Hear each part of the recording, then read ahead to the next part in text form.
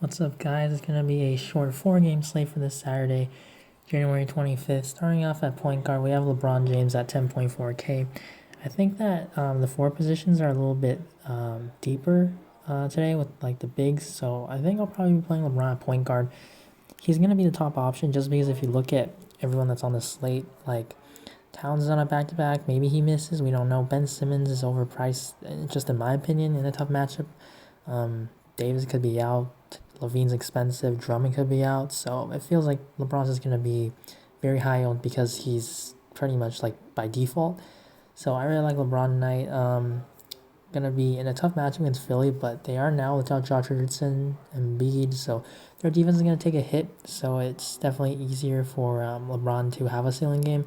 I play him even if AD is in. If AD is out, then I feel like this is going to be close to a lock, and then just lock in Kuzma and Dwight as well.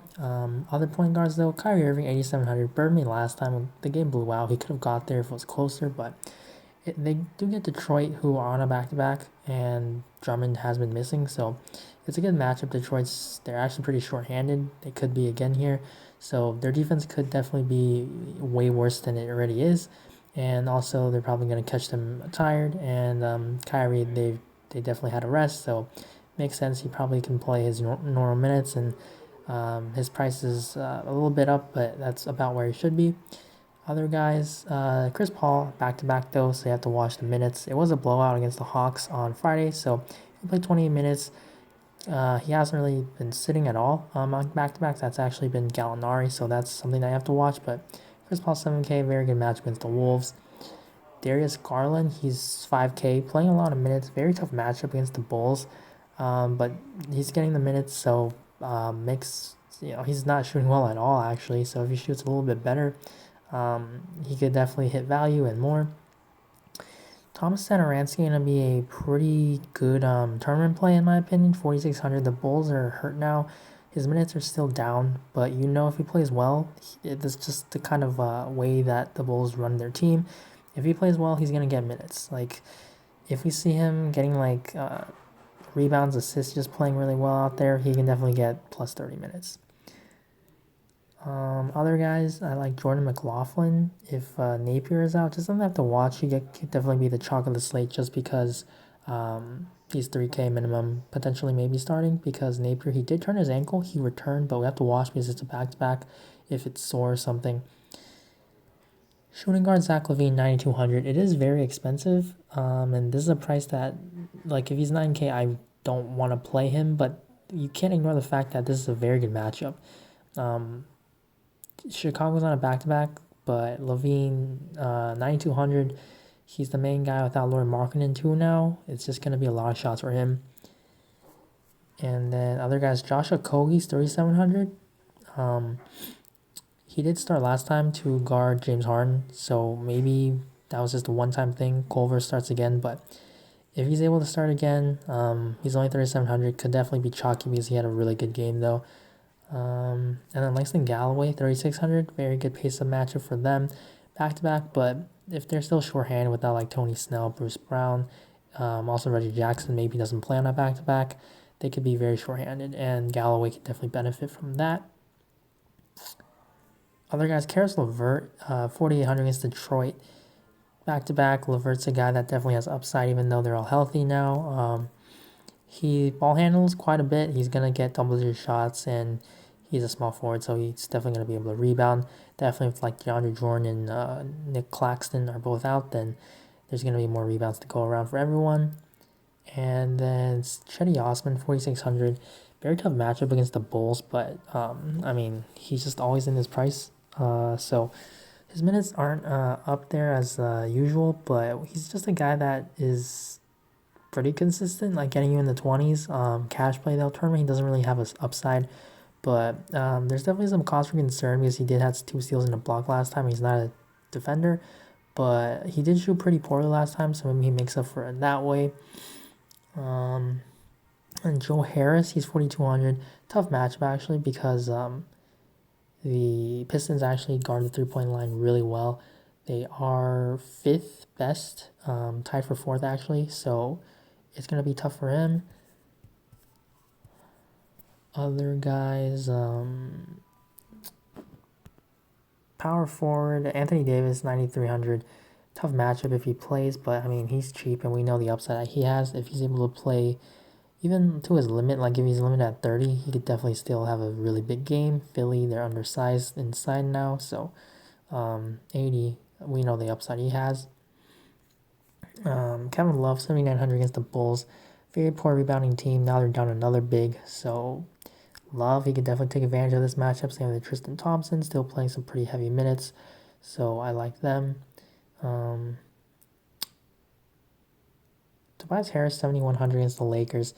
They're going to be without Josh Richardson now, so he's only 7,100, makes sense. They're going to rely on him, Al Horford, Ben Simmons, and it is going to be a pretty big game for both teams here. Danilo Gallinari, 6,700. If you look at his game log, he hasn't played on back-to-backs. Like there isn't a single back-to-back actually that he's played in. He's also been hurt, but he's not young, he's not really old, but he's just kind of like a guy that it seems like Thunder are okay with resting him, could potentially be trading him.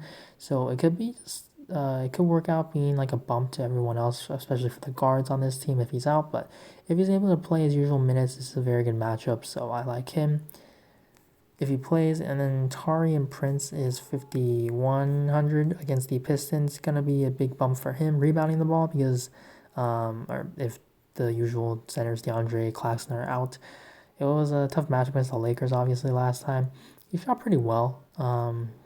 He was okay actually. He scored 18 though, which is a lot better than his average, but he's just a guy that definitely has upside of like 7x at this price, so that's why he's going to be in play for me. And then Kuzma's just going to be a lock plug and play if AD is out. And then Thaddeus Young, he's 4,400 as well. He played all right. Like he didn't kill you, but he wasn't like a must-have. I feel like he's 4,400, very cheap in a very good matchup against the Bulls. Or I mean the Cavs on a back-to-back, but still they're just shorthanded. He's gonna play some pretty big minutes, so I like him. And then Wilson Chandler is 3,700 in play if he has to be the backup center to Jared Allen, or if DJ and Claxton are out once again.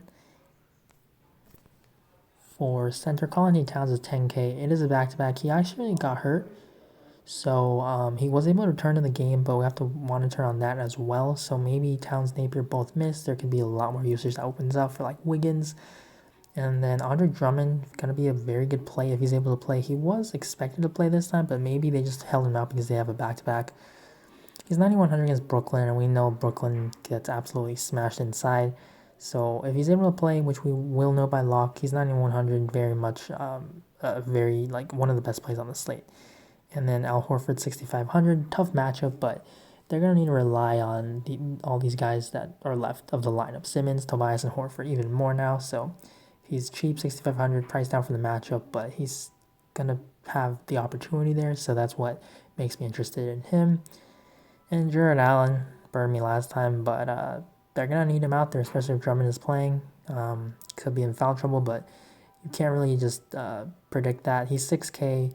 If those guys are out, he's going to play big minutes. He's not going to be subbed out because they can't go small here with Drummond. And he's a guy that has double-double upside. We know he's put up like some 50 DraftKings points games. So 6K if he's able to play big minutes with those centers out. I like him a lot. And then Tristan Thompson, 5,900. This guy could be very chalky because he's too cheap and one of the best matchups you can get for a center. And I mean, he's 5,900. Like, this is too great of a spot for him, even though he hasn't playing that well. He's he's inconsistent, but this guy, I mean, you kind of just have to play him, especially if like Davis plays and McGee plays, then that puts Howard out of play, and like Jared Allen, all those guys. Then Tristan Thompson's going to be very chalky. Other guys though, Nerlens Noel once again if Steven Adams is out, Dwight Howard if McGee is out, and then Christian Wood if Drummond is out. But those are all injuries you have to monitor. So top plays, honestly, I'll put LeBron. I like Tobias because of the usage. And then Christian Wood if Drummond is out. Dwight, obviously. And then Kuzma. But because those are wait and sees, you're going to have to make sure that the injuries go their way.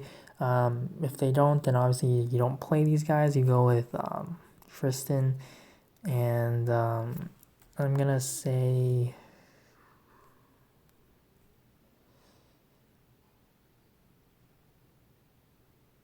I mean, it feels like some of these value plays are still going to exist because a lot of them are on a back-to-back. So maybe like Noel, but really Tristan probably going to be one of my better plays. Actually, let me put 6 guys in.